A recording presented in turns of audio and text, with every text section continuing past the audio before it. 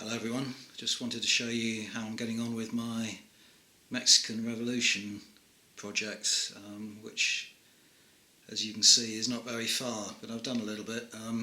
Last time I put up a video on this subject was in December last year, so about 5 months ago, and I'd finished painting some federales then, and since then I've just skipped from one thing to another. And all I've managed to finish on the Villistas side so far is this group of figures here. They're a bit of a mixed bunch. I've got such a huge collection of unpainted figures. I just picked some things that caught my eye, and they don't really make up a specific unit or anything. I've got 6 mounted cavalry, Villistas cavalry here. These are from Outpost War Game Services, and I like these figures a lot more than the Outpost Federales that I showed you last time, mainly because I like the faces on these guys. They've got a lot of character in their moustaches and so on. So a bit of an improvement on the federales in that respect, but the one thing that strikes me about them is the horses. They're not the best of sculpts anyway, but they're all the same. That's the thing that my big criticism of them. And if I'm going to build up, I mean, this is only 6 figures.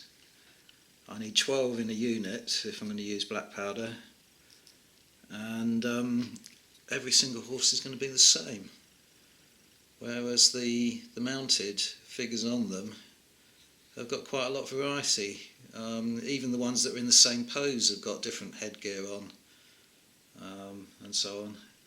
So I like the figures, but it's a shame about the horses. So those are Outpost War Game Services, and then I've been painting a few of the Gringo 40s range as well. Now this here is going to be a command stand. The mounted figure is supposed to be Pancho Villa himself, but every range you come across seems to have a Pancho Villa figure in it, and none of them look alike, and I'm sure none of them look like the historic figure, so I'm just going to call him a general. And the 2 dismounted figures next to him are both Gringo 40 as well. This guy here smoking the cigar I really love him, and the other chap I think is supposed to be an officer, I'm not sure.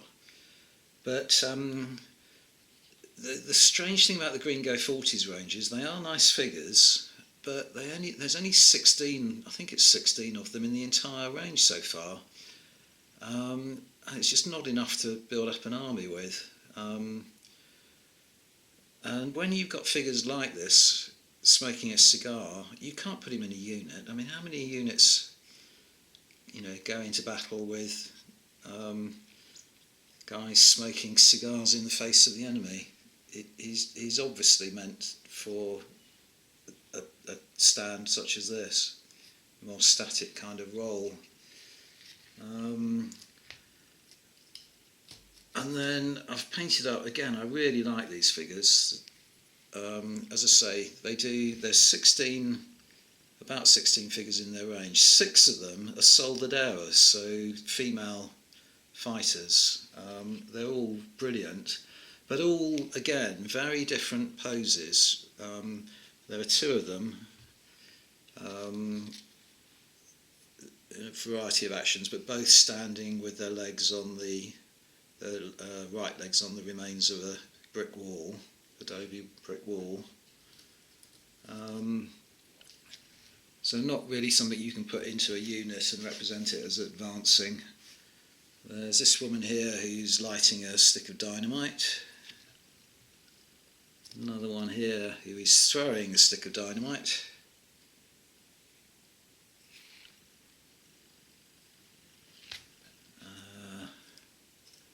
Very kind of static pose again on this one. Nice figure again, but very kind of stationary, static pose. And another woman here in a straw hat, just generally pointing her rifle up in the air. So 6 out of the 16 figures they do are women, and a lot of the poses aren't particularly dynamic. I'm not saying that they're bad poses, just that you can't really put them in a unit and present them as a unit charging or something like that.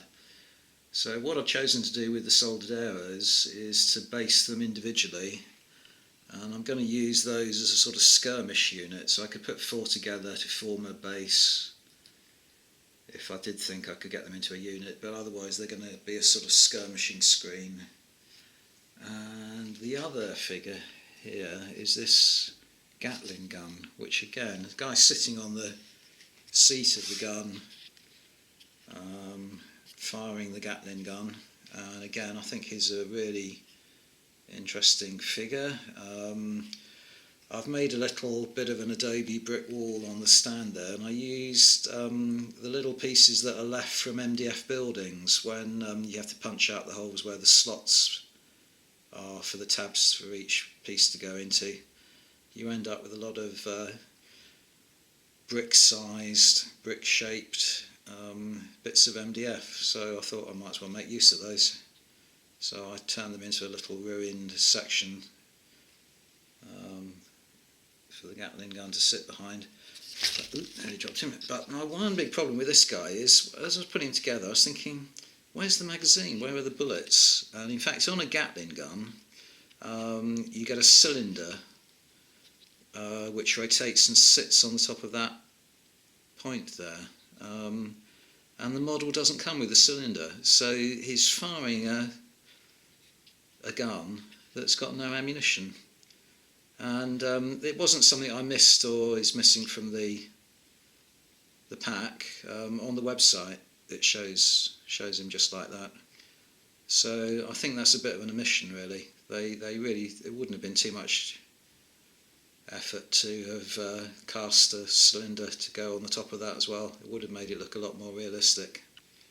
But you don't see many Gatling guns in 28mm, so I'm quite pleased to have it.